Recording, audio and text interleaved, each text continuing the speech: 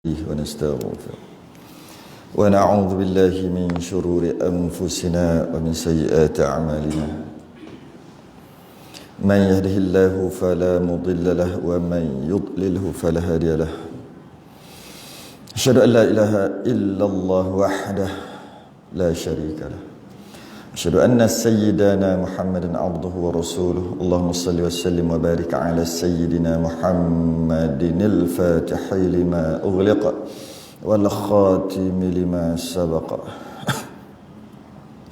ناصر الحق بالحق والهدي إلى صراطك المستقيم صلى الله عليه وعلى آله وأصحابه حق قدره ومقداره العظيم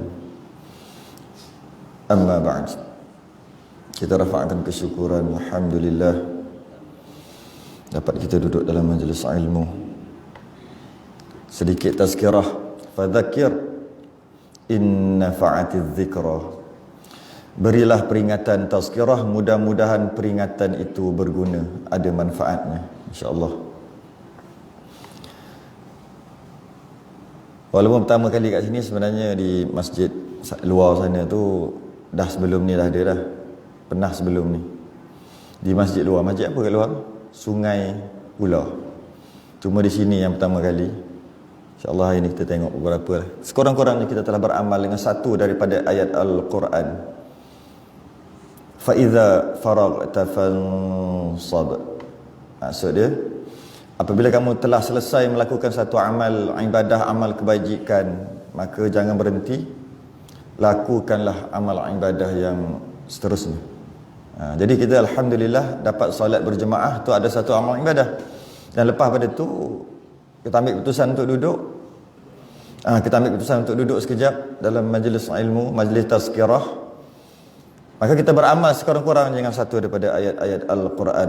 Alhamdulillah. Ada tempat yang tak boleh ni kumpul macam ni, tak boleh solat berjemaah. Ada tempat. Antara tempatnya tempat-tempat yang zon merah. Dan antara sebab saya duduk di sini ni, datang Kuantan dah sebulan lebih tak balik-balik sebab masjid tutup tempat saya. Jadi bila masjid tu dah mula tutup, kita lagi keluar. Ingatkan seminggu, asalnya seminggu nak balik Arab-Arab buka balik, tak buka 2 minggu, tak balik 3 minggu, ni minggu keempat dah tak balik. Kenapa kita nak pergi tempat yang masjid surau tak buka, dia tutup? Rahmat turun, adanya surau masjid buka, adanya majlis ilmu, maka rahmat tu turun. Ada majlis ilmu, ada solat berjemaah, rahmat tu, malaikat rahmat turun. Kita biasa dengar bila amin imam sama dengan amin makmum, amin makmum sama dengan amin imam kan. Maka ketahuilah bahawasanya amin imam dengan makmum tu berserta dengan amin malaikat kan. Maknanya adalah malaikat rahmat turun. Tiba-tiba tempat tu tak buka, kita lagi kita daripada kecil duduk main kat surau masjid, tiba-tiba tak boleh. Macam bulan 4, bulan 5, bulan 6 hari tu Allah terasa macam ke sini buka, sini pun sama kan. Jadi oleh kerana tu Allah rasanya macam terus di sinilah mungkin sampai tahun depan. Kata tempat asal saya memang nampak gaya memang tak tutup lah tu. Payahlah juga tu nak buat macam mana. Maka alhamdulillah kita dapat duduk. Alhamdulillah. Hari ni saya belek-belek pagi tadi. Zaman belek-belek handphone pagi tadi, Facebook lah, macam cakap tadi muka buku kan. Dah muka buku adalah muka saya ni. Dah nama muka buku. Facebook, YouTube dan sebagainya. Yang mana saya belek pagi tadi, tengok anak-anak muda sekarang terbahagi kepada dua. Anak muda sekarang antara yang terbahagi kepada dua, yang nak kepada agama. Yang tak nak kepada agama tu memang daripada dulu adalah dia nak kembali kepada agama, tapi dia terbahagi kepada dua golongan. Sebahagian tu dia nak mudah dan cepat, sebahagian tu dia ikut orang tua cakap lah, orang lama, iaitu macam datang surau, datang masjid, mengaji sikit, penat, susah, kena fikir dan sebagainya.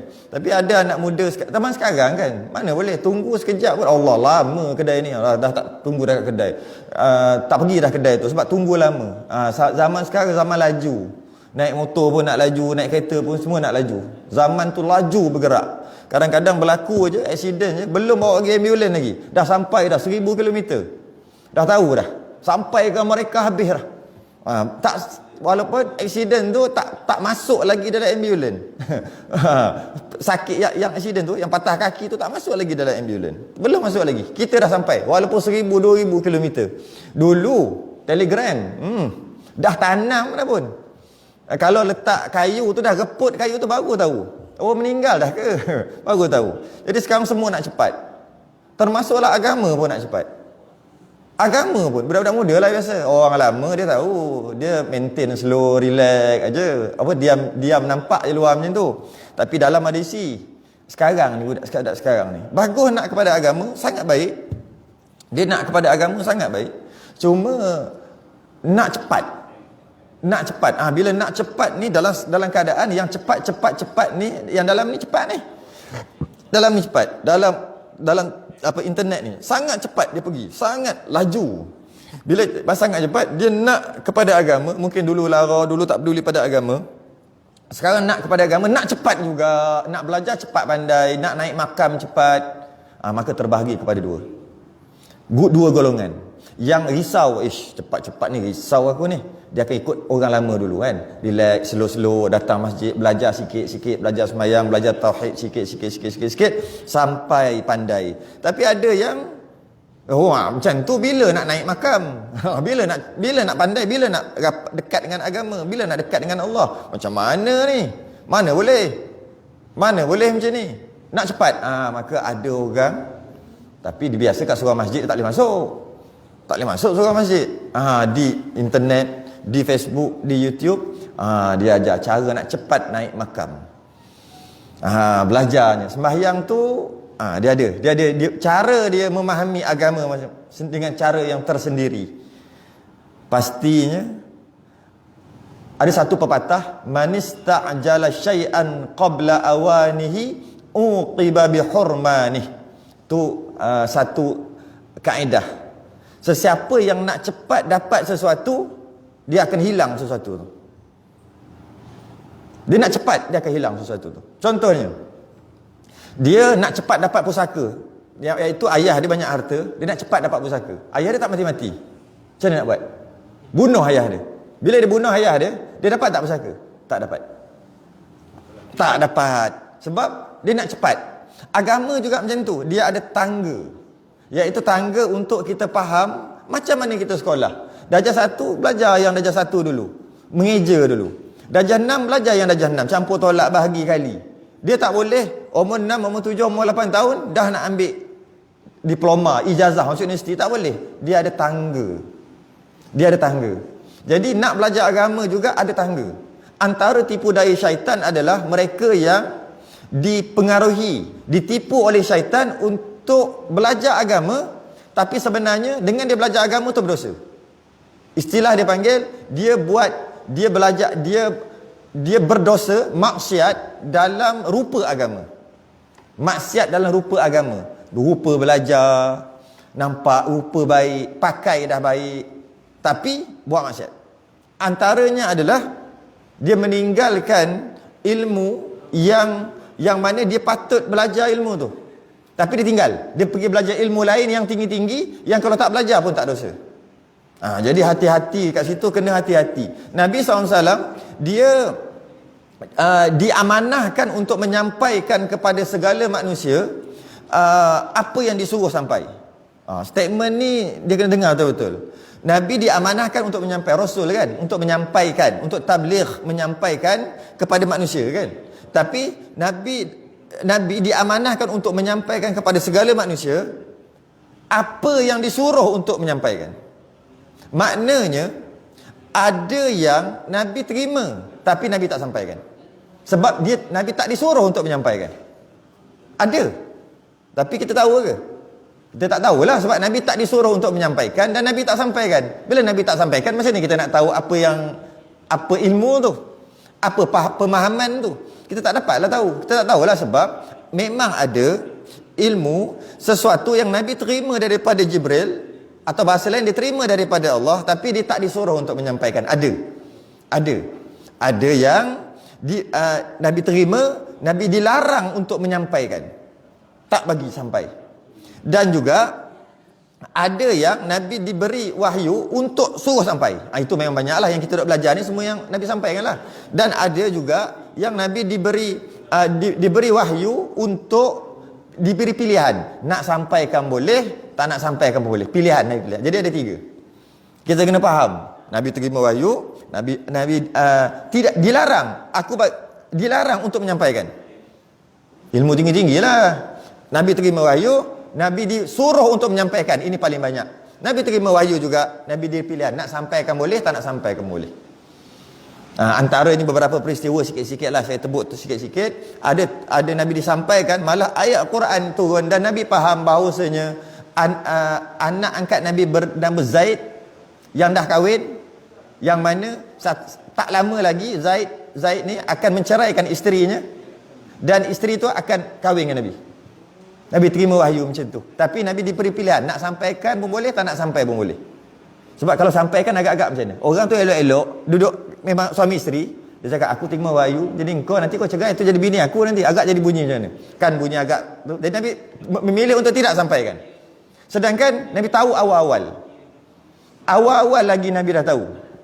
Awal-awal lagi Nabi dah tahu bahawasanya Nabi menerima wahyu tu dan diberi pilihan. Nak sampaikan boleh, bergantung, tengok keadaan lah. Tengok. Tapi ada yang wahyu yang diterima tu memang tak boleh sampai. Ada.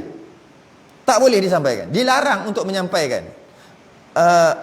Jadi dia panggil asrar, rahsia-rahsia. Cuma ulama boleh meneka lah. Ulama boleh meneka apakah yang Nabi terima tapi Nabi dilarang untuk menyampaikan. Antaranya adalah kiamat. Nabi tahu.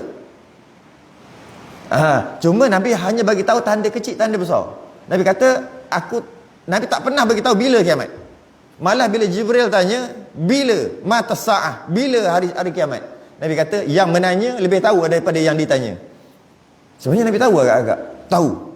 Kata ulama cuba meneka, tapi Nabi dilarang untuk menyampaikan bila kiamat tu. Dan macam tu juga berkaitan dengan Lailatul Qadr, malam Al-Qadar. Nabi tahu bila, tapi Nabi dilarangkan. Itu pun ulama cuma meneka-neka. Memang ada. Antaranya berkaitan dengan roh. Nabi dilarang untuk menyampaikan. Wa yas'alunaka 'anir ruh. Mereka bertanya kamu tentang roh. Qulir ruhu min amri rabbi wa ma utitum minal ilmi illa qalila. Ya Quran tu. Mereka bertanya tentang roh. Mereka tu orang Yahudi Nasrani tanya tentang roh. Katalah roh itu urusan Tuhanmu. Tidak diberi ilmu melainkan sedikit. Jadi Nabi pun jawab, aku tak tahu tentang roh. Dengan Nabi jawab, aku tak tahu tentang roh, yang tahu hanyalah Allah, urusan Tuhanmu. Jadi orang Yahudi Nasrani yang tanya tu terus beriman. Sebab dia kata, memang Nabi-Nabi kami yang dulu, kami beriman, kami ada kitab kami. Memang apabila ditanya kepada Nabi dan Rasul berkaitan dengan perkara-perkara hari kiamat dan sebagainya, mereka tak jawab. Engkau juga tak jawab. Mana engkau adalah Nabi yang sebenar. Sedangkan Nabi tahu. Kalau Nabi jawab agak-agak macam ni, dia kata, pembohong dah. Sedangkan Nabi tahu. Jadi kita dapat faham, Nabi sendiri yang bersifat tabligh, iaitu menyampaikan, dia ada beberapa ilmu yang dia dilarang untuk sampai, ada yang dia disuruh untuk sampai, itu paling banyak, dan dia ada diberi pilihan untuk sampaikan. Dan biasanya yang diberi pilihan ni biasanya diajar dekat Sayyidina Ali dengan Abu Hurairah biasanya. Sebab apa? Sebab guru perlu menilai murid dia tu tahap mana.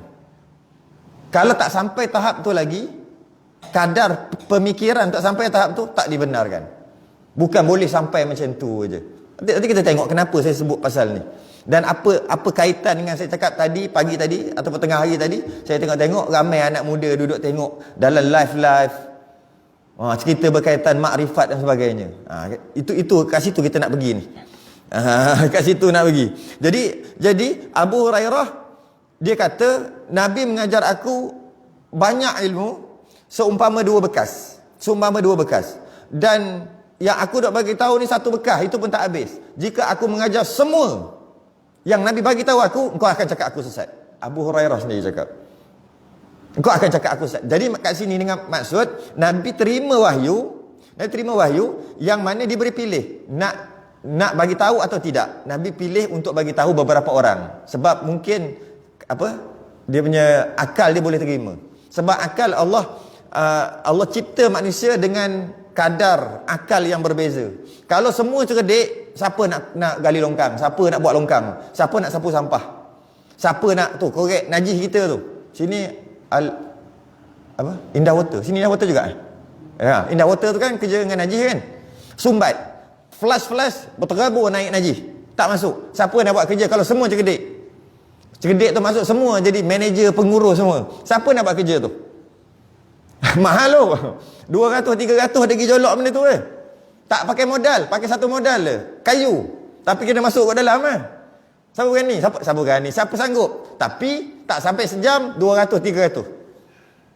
Dia kata, "Oi mahalnya, mahal kau masuk sendiri je lah." Jadi walaupun dia tahap rendah, pemikiran dia tak boleh sampai tinggi, sebab tu dia kerja benda tu. Maka itulah kerja dia. Masing-masing ada peranan masing-masing. Masing-masing ada peranan. Ada peranan dia cerdik dalam segi ilmu, mengajar. Dia cerdik dari segi main politik. Istilah dia panggil main politik. Mencaturkan. Dia masuk politik. Guna politik itu untuk Islam. Ada orang tak kerti apa-apa. Dia follow aja. Jangan pula dia tak belajar agama. Belajar agama juga. Tapi follow ajalah. Jadi orang duduk belakang.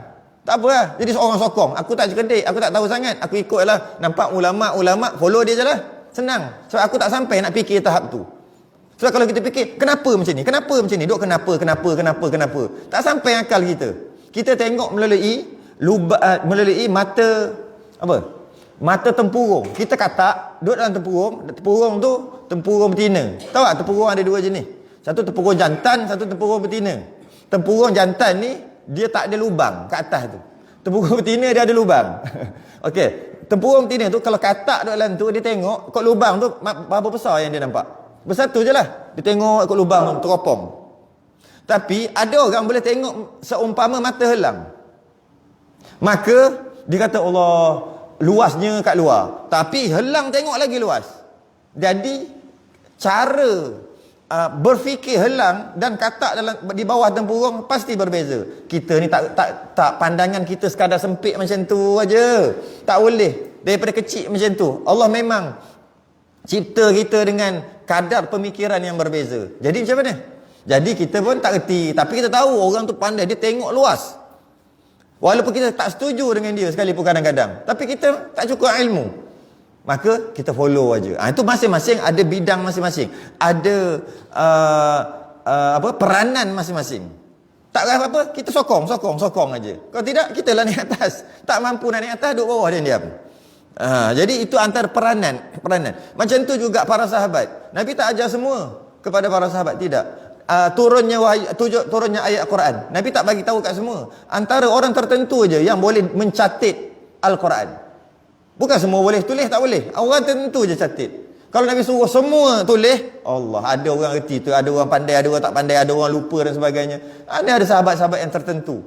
Dia je yang boleh tulis. Malah tak dibenarkan untuk tulis hadis sekalipun, ataupun apa yang aku cakap kau jangan tulis. Ketika Nabi masih lagi hidup, belum wafat lagi, tak dibenarkan tulis. Walaupun aku cakap ni hukum ni tak boleh juga. Hanya dibenarkan tulis Al-Quran saja. Saya nak beritahu apa ni? Ada ilmu, ada sesuatu yang Nabi suruh sampai dan kita pun kena sampaikan. Ada yang kita tak boleh sampaikan kerana tak sampai tahap orang tu lagi. Ada yang kita diberi pilihan nak sampai atau tidak, macam mana Nabi SAW sendiri pun ada perkara tu. Jadi bukan semua ilmu, semua perkara boleh kita kata, tak boleh. Boleh kita ajar, tak boleh. Jadi oleh kerana di surau dan di masjid, yang pastinya ada orang bertukar-tukar. Mesti ada, kejap-kejap dalam 2-3 bulan ada orang baru. Paling-paling pun 2-3-4 bulan ada orang baru. Jadi ilmu yang terbaik untuk diajar di surau dan masjid adalah ilmu fardhu ain. Yang itu tak habis-habis. Tak habis-habis. Baru je nak habis, ada orang baru. Orang baru tu kesian dia. Kalau kita lepas tu naik ilmu yang tinggi-tinggi. Jadi yang paling terbaik adalah ilmu fardhu ain yang belajar. Tapi jangan kita seronok sangat, kita nak cepat sangat meningkat makam kita konon-kononnya, maka kita belajar ilmu-ilmu yang tinggi-tinggi, ilmu-ilmu hakikat, makrifat dan sebagainya. Sekarang senang aja, buat pasang benda lah apa ni? Tiga kaki ni, letak, beli mic berapa? RM30 kan, beli data berapa data? RM10. Beli data, letak, cakap lah. Lepas tu orang tengok, wah, inilah agama yang mudah. Agama ini mudah, tidak menyusahkan. Tak payah pergi surau masjid, tak payah dah. Belajar melalui itu aja. Hati-hati kalau macam tu. Hati-hati. Yang terbaik kalau nak cari guru, yang terbaik guru yang ajar fardu ain, guru tu juga ajar yang hakikat makrifat tu. Yang tinggi-tinggi tu. Kitab hikam, kitab apa yang tinggi-tinggi tu. Yang Allah sentiasa celek mata nampak Allah tu. Nampak. Istilah tu pun perlu disyarah. Orang kata, nampak Allah. Allah boleh nampak ke? Dah pula dah. Yang terbaik, guru tu yang ajar basuh berak, guru tu yang ajar wuduk mandi wajib, istinja, guru tu juga ajar yang tinggi-tinggi. Ada tak macam tu? Biasanya ajar yang tinggi-tinggi je. Yang rendah-rendah ni, tak ajar dah. Bukan kata salah. Yang terbaik, guru yang sama. Guru ni kalau masjid, dia ajar sifat 20. Tapi di rumah dia ke atau di tempat-tempat yang khusus sikit, dia ajar yang tinggi-tinggi. Berajar makrifat, hakikat sebenar tariqah dan sebagainya. Tapi dalam masa yang sama, dia ajar juga yang kita panggil kulit ni, yang rendah-rendah. Itu adalah guru yang terbaik. Tapi nak cari payahlah. Biasanya kalau ajar yang rendah ni tak ajar dah. Kau nak belajar yang rendah-rendah ni pun tak habis, sibuk nak belajar tinggi-tinggi. Adanya tu. Ataupun yang belajar yang ngajar tinggi-tinggi, yang rendah-rendah tak ajar dah. Siap, kalau ada masalah muafiq masbuk tanya pun tak boleh nak jawab. Guru apa je tu? Guru tinggi-tinggi ni ngajar hakikat apa semua. Bila kata tadi masuk, lepas tu ketika nak rukuk, imam dah rukuk, baru nak rekod terselisih dengan imam. Imam duduk macam ni, kalau rukuk kan dapat rakaat kan. Baru dia Allahu akbar, imam sami Allahu liman hamidah. Dapat tak? Pun tak boleh nak jawab. Ajar tinggi-tinggi. Benda benda simple muafiq masbuk pun tak reti. Guru apa macam tu? Jadi yang terbaik, guru tu yang ajar fardu ain yang rendah-rendah, ilmu kulit ni, guru tu juga ajar ilmu isi. Kalau ada. Payah nak cari. Memang payah nak cari. Guru mursyid, panggil guru yang sebenar. Jadi banyak tersebar di internet, banyak tersebar yang mendakwa ianya hakikat ataupun makrifat yang menjadi tumpuan anak muda. Guna beberapa istilah-istilah yang istilah apa? Allah itu apa nama? Wajibul wujud. Apa benda beh punya. Allah itu Maha mendengar. Mendengarnya Allah. Dengar beh. Semayang, belajar semayang itu kelas lain, kulit. Hati-hati. Hati-hati anak-anak muda sekarang. Sebab saya ni buat live ni okeylah juga, ramailah juga kalau nak bandingkan ustaz lain. Okeylah, naiklah juga. Biasa yang lain-lain tu Allah duduk main 10, 8, 20, 30. Tu berapa saya tak perasan. Berapa ni berapa tak tahulah. Adalah juga orang tengok sebab bahasa kita ni dah moden dah, bukan bahasa macam tok-tok guru dulu kan. Bahasa macam tok-tok guru dulu tu memang bahasa lama sungguh. Jadi ada. Tapi orang ni 800 orang tengok. 1000 habis-habis view puluh ribu.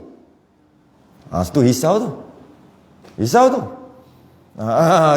Cerita pasal ketuhanan. Hati-hati. Walaupun dia atas nama hakikat ke makrifat ke apa ke. Jadi anak muda akan tumpu di situ. Dia akan tengok ini yang sebenar. Mudah dan cepat. Maka ia akan sesat dan menyesatkan. Man ista'jala syai'an qabla awanihi uqiba bihurmanih. Nak cepat tak boleh dapat. Akan gugur. Nak cepat akan gugur. Nak cepat makan buah, dia pergi petik sebelum masak. Tak boleh makan. Buat musangking, lambatnya. Dia pergi panjat, dia pergi petik. Boleh? Kena tunggu gugur dulu. Tunggu masak. Kalau nak buat cuka, kalau siapa yang reti buat cuka, nak buat cuka ni sebelum jadi cuka, dia jadi gila dulu. Istilah dia panggil. Gila. Dia macam berbuih. Arak lah boleh kita kata. Minum mabuk. Kalau biasa orang buat cuka, dia tahu. Dia ambil perahan tak kisahlah, air tuak ke, air nira ke, perahan buah ke, air tebu ke. Dia biar lama-lama. Bila sampai masanya lebih kurang sebulan tu, dia akan berbuih. Minum waktu tu, bengong, gila. Arak lah, orang buat arak. Tapi biar lagi lama, lebih 3 bulan dan sebagainya, dia akan hilang buih tu, dia akan jadi cuka. Cuka tu sangat berkhasiat. Yang kita duk makan-makan cuka tu, cuka apple lah, cuka tamar lah. Nak buat tu dia jadi gila dulu. Dia jadi arak dulu. Kalau minum mabuk. Macam mana kalau nak cepat? Nak cepat dia bubuh macam-macam. Bubuh roti sikit ada, bubuh nasi ada. Supaya proses tu cepat. Sebab nak jadi cuka ni lambat. Cuka original lah, bukan cuka yang RM1.80 kedai. Itu cuka buatan. Daripada cuka buatan. Masam tu cuka bukan cuka betul. Ni cuka real yang RM70-80 tu. Betul kecil. Nak buat susah tu. Macam mana nak cepat? Dia buat macam-macam. Ada orang buat paku, buat sudu, supaya proses tu cepat sikit berlaku. Ada orang letak tengah panas. Adalah. Jadi kerana dia buat perkara tu, maka cuka dia tak boleh dimakan. Haram, najis. Nak cepat, najis. Macam tu juga nak faham agama dengan cepat, dia akan menyeleweng. Kata Imam Ghazali, ada 3 ilmu yang dicela. Ilmu pun dicela. Ya.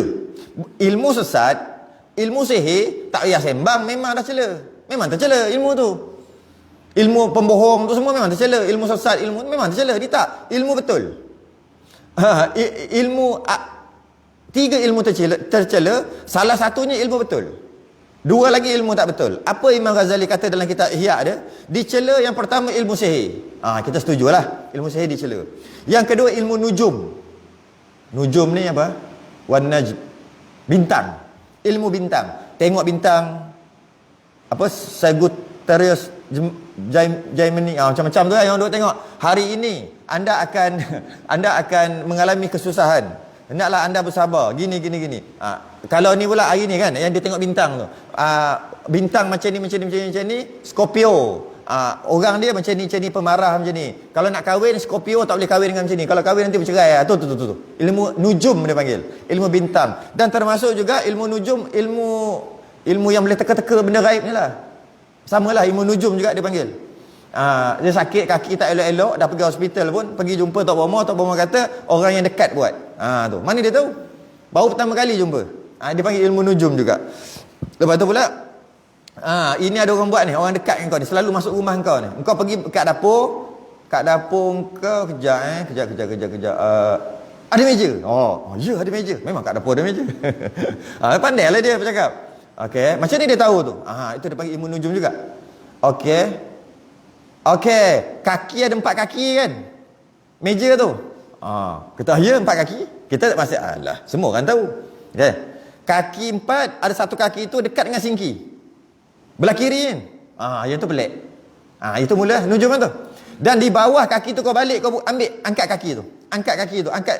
Bawah tu ada azimat. Dia letak.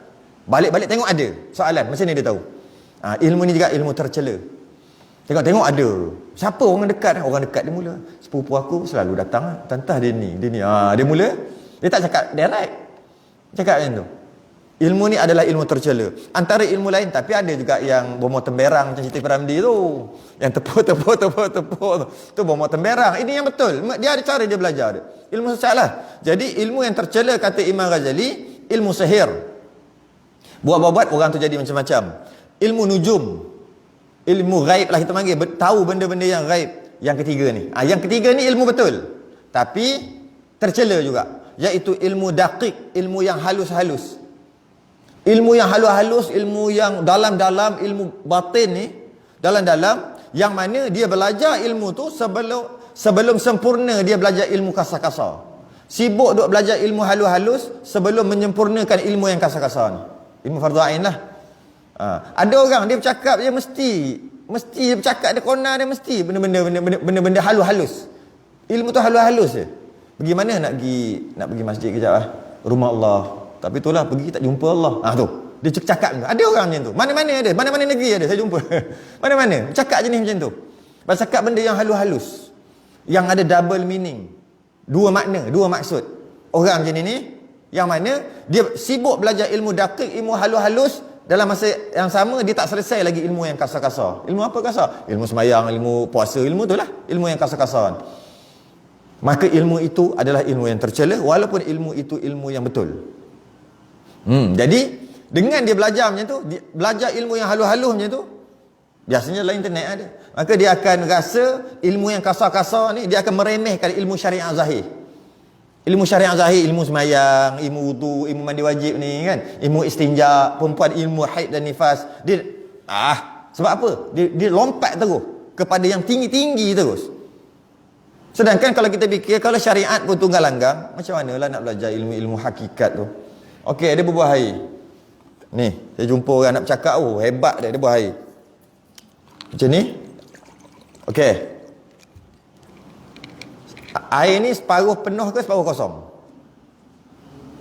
Tu orang macam ni ada tu. Hakikat tu. Air. Tapi hakikatnya dia separuh penuh ke separuh kosong? Apa cakap macam tu? Tapi betul lah. Nak jawab payah weh. Nak kata separuh penuh pun boleh, separuh kosong pun boleh. Tapi apa cakap macam tu? Itu baru cerita air. Agama pun dia cakap macam tu. Agama pun dia bercakap macam tu. Berkaitan agama, baca Quran dia terjemah, dia baca terjemahan, dia memberi maksud dia sendiri. Fawailul lil musallin. Nakawil bagi orang yang sembahyang. Dia baca dia punya terjemahan. Alladzina hum an salatihim sahun. Mereka yang lalai dalam sembahyang. Lalai dalam sembahyang, neraka wil. Aku sembahyang tak pernah khusyuk, lalai aja. Jadi kalau aku sembahyang, masuk neraka wil. Baik tak payah sembahyang, nampak? Baca sendiri. Jadi bila macam tu, betul juga. Kalau sembahyang dengan masuk neraka wil, fawailul lil musallin, selalu baca kan, alladzina hum an salatihim sahun. Mereka yang lalai dalam sembahyang. Lalai itu maksud tak khusyuk. Allahu akbar, khusyuk lagi. Allahu akbar, melayanglah. Sembahyang automatik, bukan manual. Automatik macam mana? Dibaca automatik ke? Daripada muda sampai ke tua saja. Lepas tu tak tahu, dah salam dah. Tu maknanya tak khusyuk. Soalannya sekarang ni, tak khusyuk, fawailul lil musallin, celaka ataupun neraka wil bagi orang yang sembahyang. Baca sendiri. Sedangkan Ibn Kathir dia dah terang lama dah. Dia bahas berkaitan dengan an je. Fawailul lil musallin, neraka wil bagi orang sembahyang, alladzina hum an salatihim sahun. Mereka yang lalai dalam sembahyang. An tu bahas panjang, bermuka surat tafsir Ibn Katsir. An je. Ainun. Apa maksud an? Daripada. Bukan dalam. Daripada. Qad aflahal mu'minun alladzina hum fi salatihim khashi'un. Surah Mukminun. Qad, berjayalah orang yang sembahyang. Qad aflahal mu'minun. Berjayalah orang-orang mukmin. Alladzina hum, mereka yang fi salatihim khashi'un. Dalam sembahyangnya mereka khusyuk. Tapi guna kata sendi fi. Fi itu masuk dalam. An masuk daripada. Sama dalam daripada. Lain. Jadi apa maksud neraka wil bagi orang yang sembahyang? Mereka yang lalai. An tu masuk daripada. Dengan maksud lalai, nak sembahyang, tak sembahyang, habis waktu baru sembahyang. Memanglah masuk neraka, sembahyang luar waktu. Bukan tak khusyuk dalam sembahyang. Bukan lalai dalam sembahyang masuk neraka wil, tidak. Akhir kalau macam tu tak nak masuk neraka, sebab kalau nak sembahyang mesti khusyuk. Kalau tak khusyuk, baik jangan sembahyang. Dia jadi macam tu. Hati-hati tu. Hati-hati. Dalam segi syariat pun tunggang langgang, macam manalah nak belajar hakikat. Syarat sah basuh berak pun bila tanya, berapa syarat sah basuh berak? Basuh berak pun kena sah juga. Iyalah, kalau tak sah basuh berak, ada janji lagi. Bila tak sah, menyebabkan sembahyang tak sah. Penting tu. Ramai orang basuh berak tak sah. Bunyi kasar lah. Tapi kalau nak kata nak bunyi lembut boleh. Tukar sikit. Berapa ramai tak pandai istinja. Rasa macam Islam ni sikit kan. Macam babi dengan khinzir kan. Babi. Apa cakap khinzir. Babi masuk Islam. Macam tu lebih kurang. Sama lah. Basuh berak tu istinja lah. Belajar dalam kitab fiqh. Berapa ramai yang tak belajar pun bab istinja. Macam mana dia istinja anak dia? Anak baby dia. Baby dia umur setahun 2 tahun. Macam mana dia istinja? Macam mana dia basuh berak lah. Cakap bahasa Melayu lah senang. Istinja konon. Macam mana? Dia ambil wet tisu basah kan. Dulu kat bandar dia pakai tisu basah. Dekat kampung masih lagi pakai yang kain lampin tu, yang lipat jadi 3 segi tu. Akhir sekali habis buang yang tu, bukan buang, letak dalam baldi, lepas tu basuh dengan air kan. Sekarang ni dulu kampung tak pakai diapers tu. Tak pakai. Mahal. Sekarang sampai ke kampung-kampung dah masuk benda tu. Bila masuk benda tu, dia buang pium macam tu, dia ada satu lagi dia jual sekali dengan diapers tu. Dia panggil tisu basah. Tisu tu basah dan wangi. Dan dia ada boleh membunuh bakteria. Membunuh 99.999 bakteria. Dah boleh. Ambil masuk dalam tong sampah, lepas tu ambil tisu basah tu. Basuh tak? Mana basuh dah? Tok-tok nenek kita dulu je basuh. Sebab pakai kain lampin yang 3 segi kena lipat tu. Sekarang tak ada lah. Okey, bila basuh macam tu, kat punggung dia ada tak najis? Sah tak basuh berak? Istilah macam tu lah. Kalau kencing, sah tak kencing dia? Tak sah. Budak tadilah. Tapi budak tu tak semayang. Cuma tak sah lah. Dengan maksud, dosa ke tak dosa? Budak tu tak semayang, tak ada masalah. Tapi bila kita pakaikan balik, maknanya budak tu ada najis lagi. Sebab tak lalu air mutlak.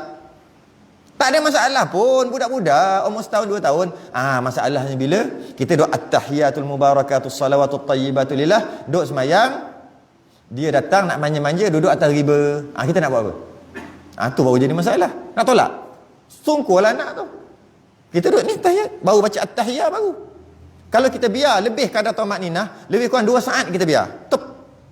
Top. Tak tolak dia ataupun tak buang dia daripada riba, batal sembahyang kita. Orang dulu tak batal sebab bila kain lampin tu penuh najis tu, dia akan buang dan dia akan basuh pakai air. Bila basuh pakai air dengan sabun dan sebagainya, dia suci. Dia pakai yang baru, budak tu duduk tak ada masalah, tak batal. Simple tu. Macam mana syarat sah basuh berak tak tahu, cerita pasal atas langit tu. Cerita pasal hakikat. Separuh kosong ke separuh penuh. Hakikat. Kau nak cerita apa? Kalau cerita syariat, dia panggil separuh air, separuh gelas air. Tapi hakikatnya dia adalah separuh kosong. Mak ai cerita sembang kencang seberak tak reti, anak pun tak basuh berak dengan betul. Kasar bunyi. Sebab tu kata manis ta'jala syai'an qabla awanihi uqiba bihurmani. Jangan nak cepat. Nak cepat jahanam. Nak cepat jahanam. Dia akan menjahanamkan. Apa saja kita nak cepat jahanam. Nak cepat naik pangkat. Macam mana buat? Bodek kipas itu, kipas ini. Jahanam nanti satu hari nanti. Bila nak naik pangkat, naik manager tak reti nak buat kerja. Sebab dia rendah je. Yang dia kerja kipas bawah. Kaki kipas. Nak cepat apa lagi? Rasuah. Cepat. Nak cepat apa-apalah, projek ke apa. Kalau kena nanti, bila rasuah menyebabkan bondal banyak. Kalau kata nak buat bangunan ke, nak ambil projek-projek ke, bila banyak bondal habis dah banyak. Sebelum mula kerja, modal dah keluar dah. Iaitu rasuah. Kemudian bila nak buat, kalau kira-kira rugi, tak cukup simen, macam mana nak bagi untung juga, kurangkan simen, lebihkan pasir, lepas tu runtuh. Pak, nak cepat jahanam. Lebih baik orang kata dia tu mahal sikit lah, tapi dia tu lagi baik, tapi dia buat quality. Lebih baik macam tu. Tapi kalau nak jadi macam tu, ingat senang. Orang lain quotation, orang lain lagi rendah-rendah. Nak cepat boleh, ulur berapa, dah habis banyak dah modal tu, nak kena collect balik tu. Bila nak collect balik, dia akan kurangkan lah. Kalau wiring dia akan guna yang apa? Ya kan dalam wire tu ada 3, ada 5, ada 7, ada punya Cooper tu dia punya tu. Kita janji wire jalan lah. 3 pakai aircon meletup lah. Ya ke tidak, lebih kurang macam tu lah, faham-faham lah. Dia ada yang 5, ada 7 yang dalam tu. Kenapa dia guna yang 3? Sebab dah habis banyak dah. Manis ta'jala syai'an qabla awanihi uqiba bihurmani. Nak cepat jahanam. Nak cepat apa-apa, nak cepat agama, cepat jahanam. Dia kena belajar ikut step, ikut langkah-langkah yang pertama dulu. Dah kalau dulu tak pernah belajar daripada langkah yang pertama. Bukan terus. Malah kalau syariat tunggal langgang, ada orang syariat tunggal langgang tapi sibuk nak belajar kitab hikam. Sedangkan kitab hikam tu betul. Siapa tak tahu, Tok Pulau Manis pun ada syarah hikam. Tapi kitab hikam tingkat tinggi. Penawar bagi hati pernah belajar. Penawar bagi hati pernah dengar lah kitab tapi tak pernah belajar. Ada yang pernah belajar tak habis. Itu paling tasawuf dari segi fardu ain. Tapi hikam ni tinggi. Bahasa dia mempunyai maksud yang berbeza.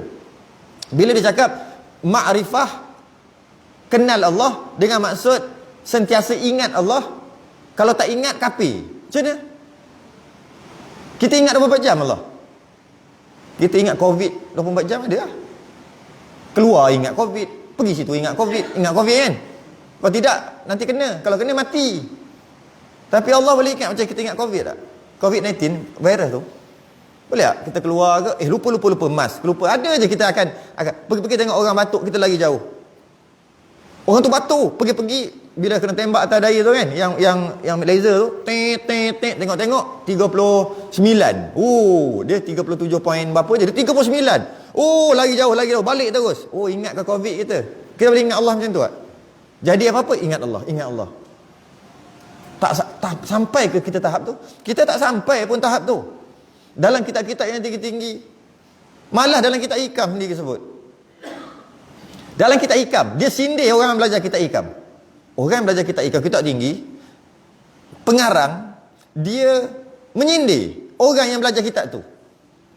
Saya sempat ambil beberapa sindiran yang dinukilkan dalam kitabnya sendiri. Patutnya bila kita buat kitab, kita sepatutnya galakkan orang belajar. Kitab ikam beza. Belajar kitab tu kena sindir. Kau sibuk nak belajar kitab ikam, kitab tinggi-tinggi. Dia sindir apa? Sindiran, antara sindiran, dipetik kata-kata Nabi Isa alaihissalam. Dipetik kata-kata Nabi Isa, ada letak dalam kitab hikam. La tu'alliqud durra fi a'naqil janazir. Tu kata-kata Nabi Isa alaihissalam. La tu'alliqud durra. Jangan kamu kalungkan berlian fi a'naqil janazir. Apa janazir? Fi a'naqil khanazir. Khanazir. Betul. Apa khanazir? Khanazir. Khinzir lah tu. Khanazir tu jamak. Maksudnya banyak babi. Jangan kamu kalungkan kalung belian dekat leher babi.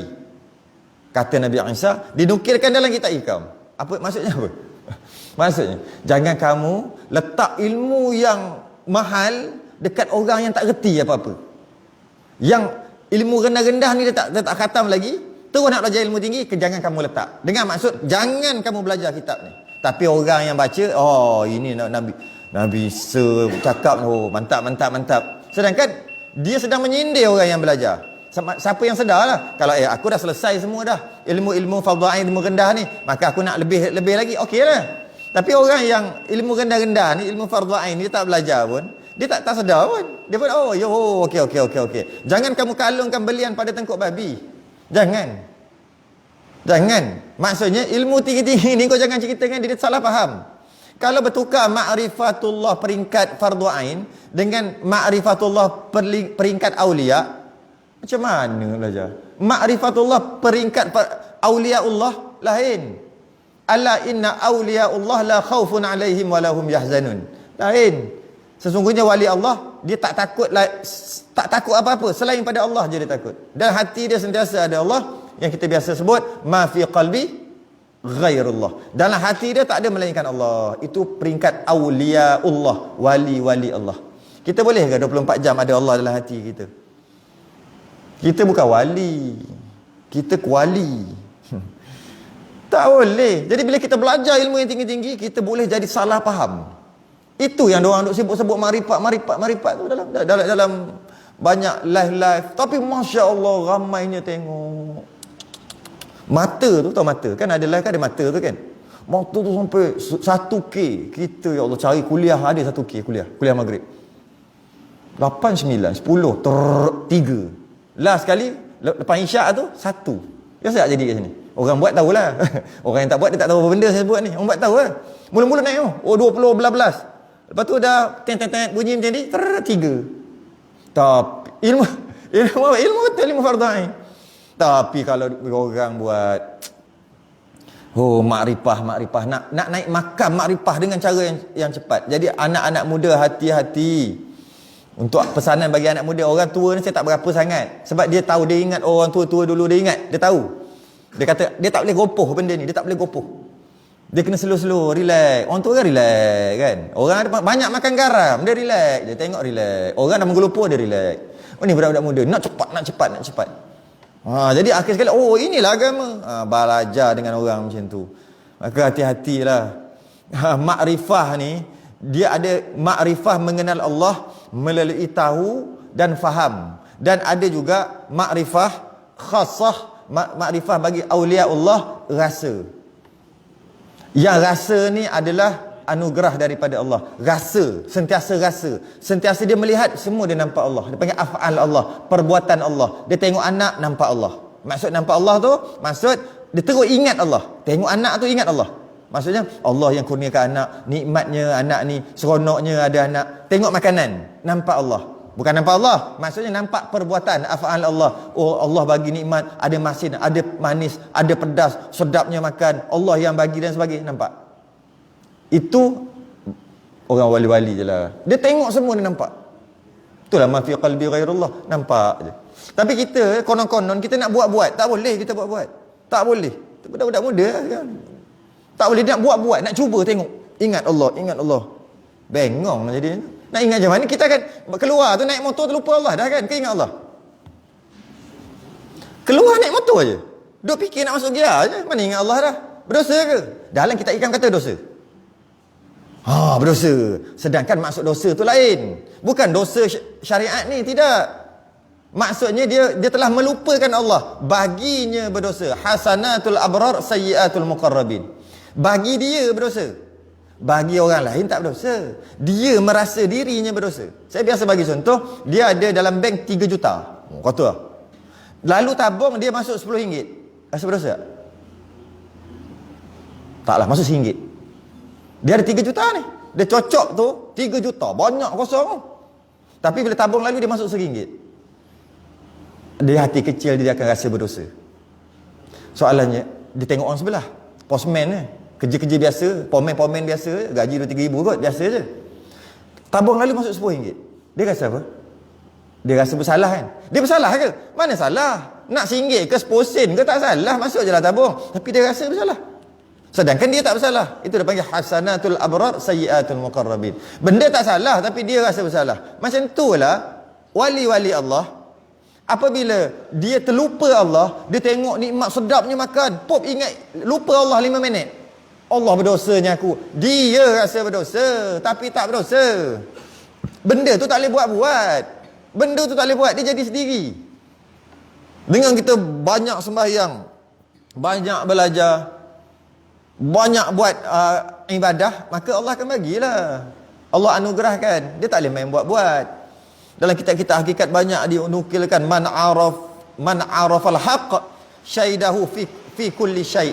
Setiap orang yang betul-betul, barang siapa yang betul-betul mengenal Allah, dia akan saksikan Allah daripada setiap sesuatu. Dia tengok, dia semua nampak Allah. Kita tak boleh buat. Kita tak sampai makam tu. Kita orang awam je. Jadi hati-hati, jangan cepat sangat. Jangan cepat sangat.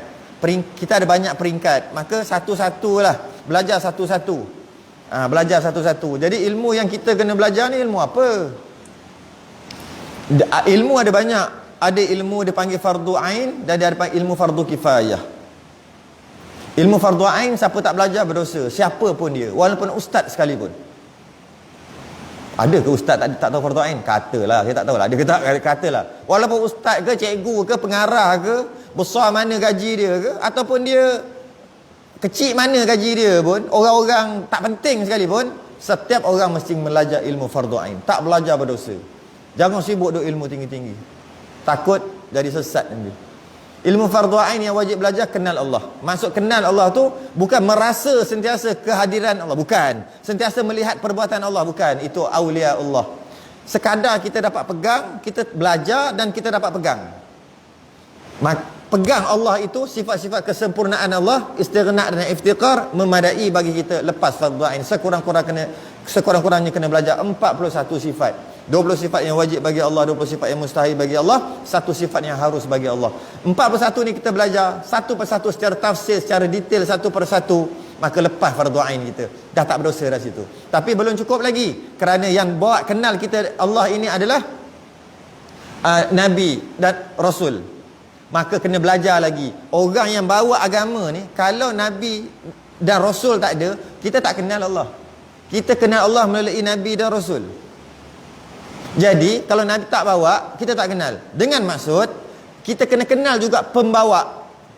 Yang bawa ni, yang perantara, penyampai, yang kita panggil Rasul. Kena kenal Nabi. Kena kenal sifat-sifat dia. Dia ada sifat yang wajib bagi Rasul. Ada 4. Siddiq, amanah, tabligh, fatanah. Dia ada sifat yang mustahil. 4 juga. Lawan daripada 4 yang wajib. Dia ada 1 sifat yang harus, iaitu 9 kesulam. 441. 41. Asyhadu an la ilaha illallah. 9 wa asyhadu anna Muhammadar Rasulullah. Baru sempurna 50 simpulan iman fardu ain, wajib belajar. Tak belajar berdosa. Tak belajar berdosa. Jangan sibuk ilmu yang tinggi-tinggi. Settle yang itu dulu. Tak belajar dosa. Dan nak kenal Rasul boleh 2 jalan. Satu jalan kenal Rasul dengan jalan sirah. Jalan cerita. Jalan peristiwa Nabi perang, ikat batu kat perut kan. Itu jalan sirah dia panggil. Kenal Nabi, Nabi rupa dia macam ni, rambut dia macam ni, kulit dia warna sekian, dia pakai apa. Itu dia panggil kenal Nabi melalui jalan sirah. Jalan cerita, sirah. Boleh kenal Nabi melalui jalan sirah. Tapi dia tak wajib. Dia cuma sunat yang sangat dituntut. Siapa tahu Nabi, kenal Nabi dengan jalan sirah, Nabi masuk gua dengan Sayyidina Abu Bakar, satu tahu hijrah tak hijrah macam mana. Lepas tu, lepas dah hijrah tu pula perang, tak tahu, tak berdosa. Tak tahu Nabi perang. Berapa orang tentera Badar masa perang Badar? 300, 400 ribu. Tak tahu lah, tak dosa. Tapi tak elok lah, cuma tak berdosa. Sebab dia bukan fardu ain. Tapi tak kenal Rasul melalui jalan akidah berdosa. Macam mana? Ada 9 tadi lah. Sifat yang wajib bagi Allah, sifat yang wajib bagi Rasul. Rasul bersifat dengan siddiq, cakap benar. Mustahil dusta. Tak mungkin dusta. Apa beza mustahil dusta, mustahil tipu lah. Mustahil tipu Nabi dan Rasul dengan kita. Kita ni, mak bapak kita ajar dengan sempurna. Mak bapak kita ajar kita dengan sempurna, iaitu jangan tipu orang. Mak bapak kita kata jangan tipu orang. Jadi daripada kecil kita tak pernah tipu orang. Tak pernah berdusta, cakap betul. Okey, habis kita tu manusia. Orang biasa macam kita. Tak pernah cakap bohong, tak pernah dusta. Nabi dan Rasul, dia ada satu sifat, iaitu siddiq, cakap benar, dan mustahil dusta, tak mungkin berdusta. Apa beza tak pernah dustanya Nabi dan Rasul ni, tak pernah bercakap bohong daripada kecil sampai ke wafat? Kita juga daripada kecil sampai ke mati tak pernah bohong. Apa beza kita dengan Rasul? Ada beza. Kalau tak pernah belajar kerasulan melalui jalan akidah, kita tak boleh nak beza. Apa beza kita dengan Nabi? Dari segi tak bohong, kita tak pernah nipu. Nabi juga tak pernah tipu. Apa beza tak pernah tipu Nabi dengan tak pernah tipu Nabi dengan tak pernah tipu kita? Apa bezanya? Ada beza. Tu kena mengaji. Kalau bila mengaji dia jadi kena fikir. Berkeruklah dahi tu sikit. Sekadar tahu sirah, baguslah. Baguslah, menguatkan iman lagi. Tapi yang tadi wajib. Yang tahu apa beza. Nabi bersifat dengan tabligh, menyampaikan. Kita juga tabligh. Tabligh kan maksud, tak kisahlah sama ada kita tabligh menyampaikan ataupun kita masuk kumpulan tabligh, tak kisahlah mana-mana satu. Maka setiap hari kita menyampaikan. Ustaz-ustaz pun tabligh menyampaikan. Orang tabligh pun tabligh. Dan kita pun tabligh juga. Kita yang bukan tabligh, bukan ustaz pun tabligh juga. Menyampaikan dekat anak, isteri, kawan-kawan. Apa beza tabligh Nabi dengan tabligh kita? Nabi hari-hari juga menyampaikan. Ada beza. Saya ambil satu contoh cukup lah. Iaitu tablighnya Nabi, bukan, cakap benarnya Nabi, tak pernah dustanya Nabi, berbeza dengan kita. Kita, boleh tak kita nak tipu? Boleh tak nak cakap dusta? Boleh. Tapi kalau kita cakap dusta, kita ingat ustaz bagi tahu, mak bapak bagi tahu bahawasanya bila cakap dusta, cakap tipu berdosa. Jadi dalam keadaan kita boleh nak tipu, tapi kita ambil keputusan untuk cakap benar. Kan? Boleh nak tipu, boleh sangat. Tapi kita ambil keputusan untuk cakap benar. Sampai mati. Rasul macam tu juga ke? Kalau fikir Rasul macam tu juga, maka kita masih lagi belum sempurna iman kita dengan Rasul. Kita tak kenal Rasul lagi. Rasul dilahirkan juga, dia kena cakap benar, dan dia boleh nak cakap bohong, tapi dia Rasul. Kalau setakat nak cakap bohong tu boleh lah, tapi oleh kerana dia Rasul, dia sedar dia Rasul, jadi dia cakap benar. Sama macam kita. Kita juga boleh cakap bohong, tapi kita ambil keputusan kalau cakap bohong berdosa. Kita cakap benar. Nabi macam tu ke? Tidak. Habis tu Nabi macam mana? Nabi mustahil cakap bohong. Maksudnya Nabi dan Rasul dia tak ada pilihan. Cakap benar pun boleh, bohong pun boleh. Maka Nabi pilih cakap benar. Tidak. Dia tak ada pilihan yang kedua. Sedangkan kita sentiasa ada pilihan. Iaitu pilihan kita boleh cakap benar, boleh cakap bohong, dan kita cakap benar. Kita tinggalkan bohong. Tapi kalau nak cakap boleh. Nabi dan Rasul tak ada macam tu. Faham Nabi macam tu, tak kenal Nabi lagi. Nabi cakap benar. Dan dia tak ada pilihan untuk cakap bohong. Tak ada. Tak boleh. Sebab tu dia panggil Nabi ni wajib akal bercakap benar. Kita wajib syarak. Nabi wajib akal. Dah masuk bab tauhid lah tu. Masuk bab tauhid pening belajar. Kena mengaji lah bab tauhid tu. Dia panggil wajib akli. Wajib akal Nabi bercakap benar. Kita wajib syarak. Bezanya wajib syarak, kalau kita cakap bohong berdosa. Tapi boleh nak cakap bohong. Mampu untuk kita cakap bohong. Tapi berdosa masuk neraka. Nabi dan Rasul wajib akal cakap benar. Dengan maksud tak ada pilihan untuk bohong. Lain tu. Lain sangat-sangat. Kena mengaji satu-satu. Kalau tidak, kita akan cakap kat Nabi dan Rasul ni, kita cakap mudah-mudah. Nabi pernah mungkir janji, mudah-mudah. Mustahil Nabi mungkir janji. Nabi takut dekat musyrikin Mekah, pergi lari, jadi pelarian ramai-ramai macam Bangla kat Malaysia. Oi, jangan cakap yang tu. Wah, hajar tu geram kadang-kadang dengar. Tak boleh.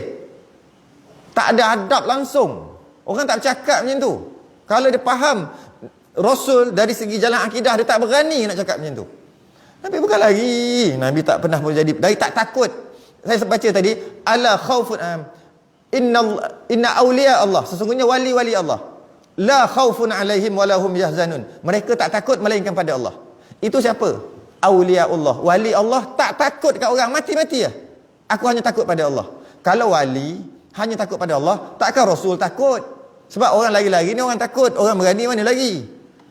Nak jadi pelarian ni dia kena lari. Oh, jadi pelarian, tak lari tak nak menjadi pelarian kan.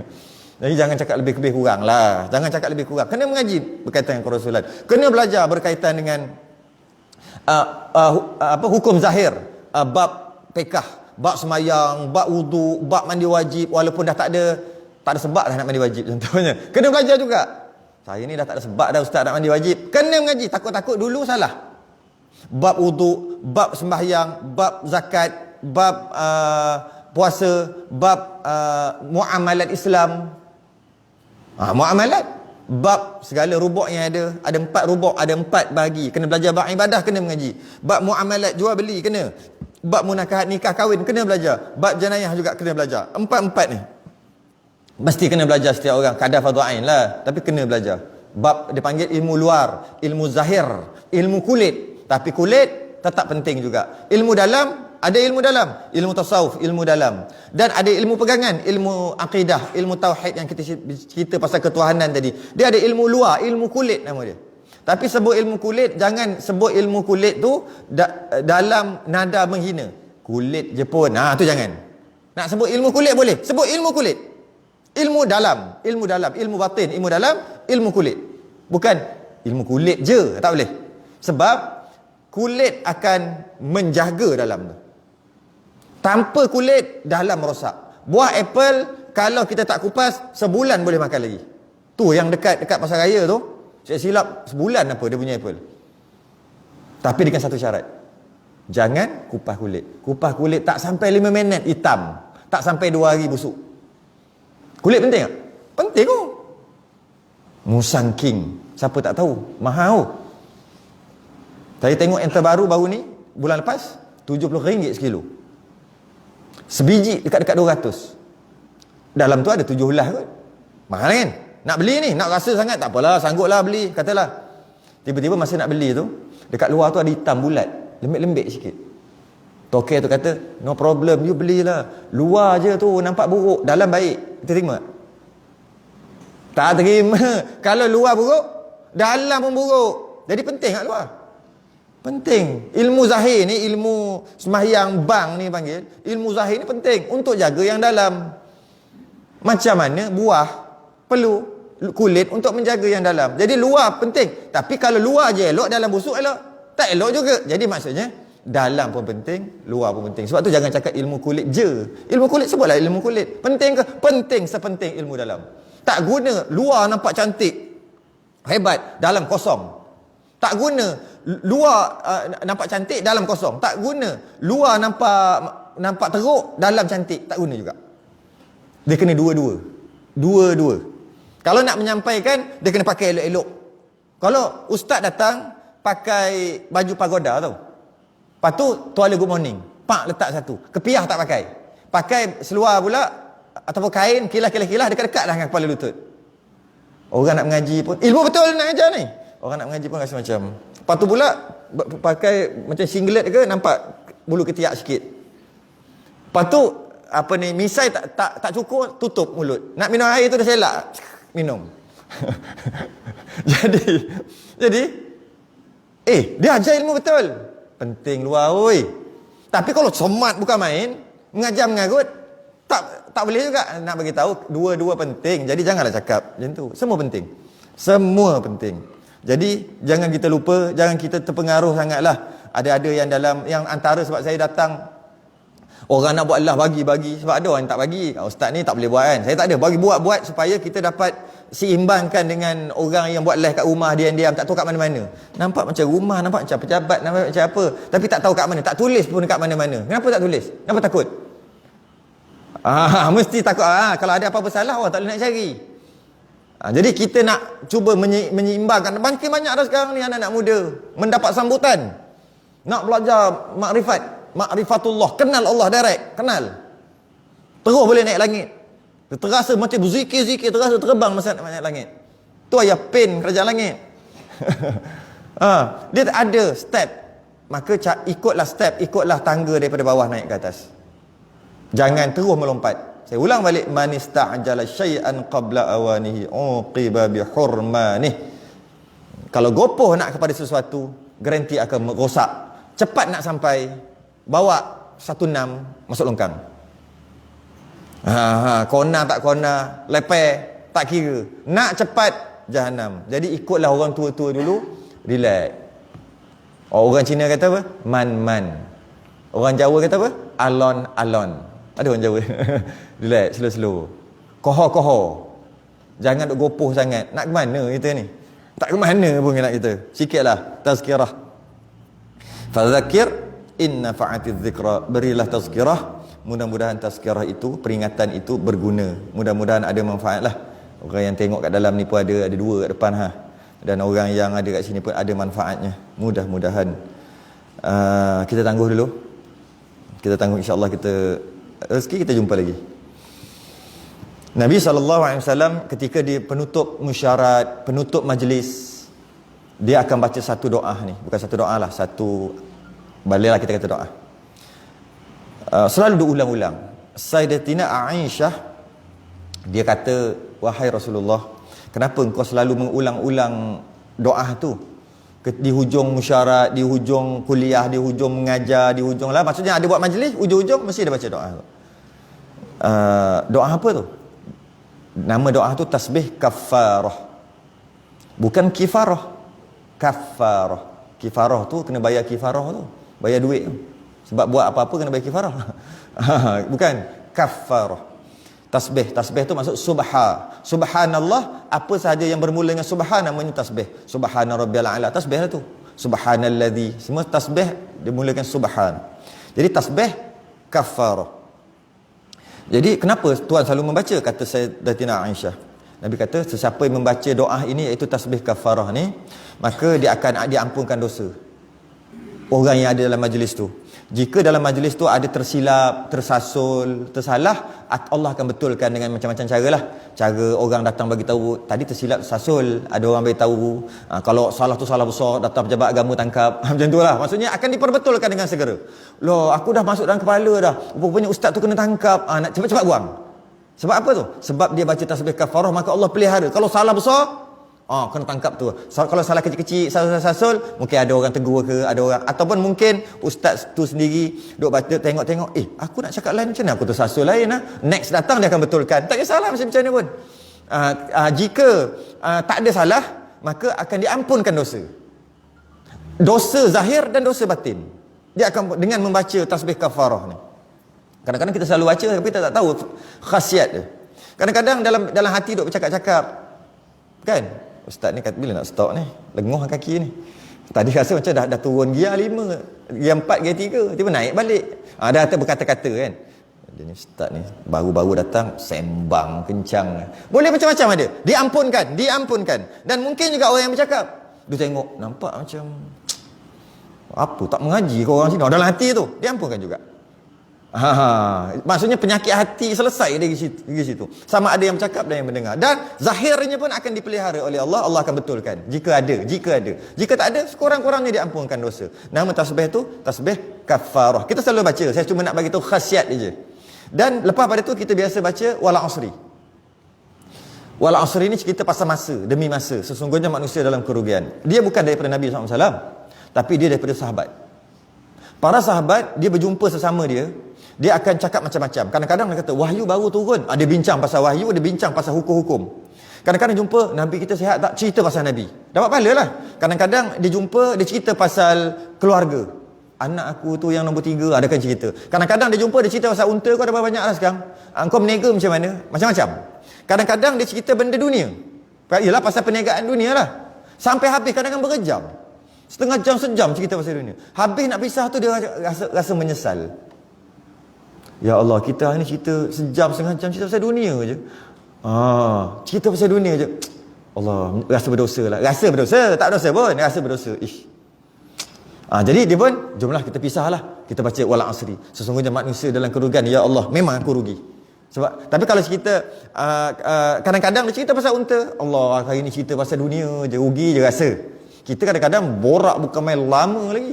Tapi tak terasa pun macam tu. Tu beza didikan Nabi SAW. Wa fi dzalika falyatanafasil mutanafisun.